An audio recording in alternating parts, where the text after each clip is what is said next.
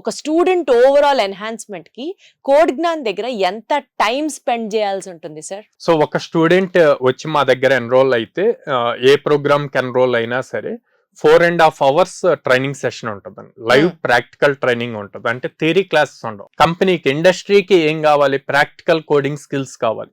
So pure coding స్కిల్సే ఉంటాయి అనమాట.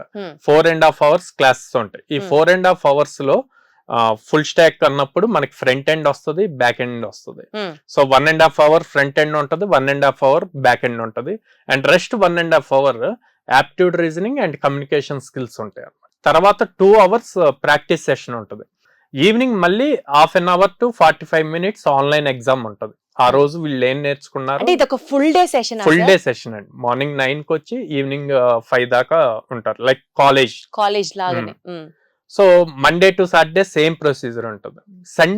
Monday to Saturday ఏదైతే నేర్చుకున్నారో సండే రోజు ఆ వీక్ మొత్తం మీద కలిపి మళ్ళీ మాక్ ఇంటర్వ్యూ ఉంటుంది.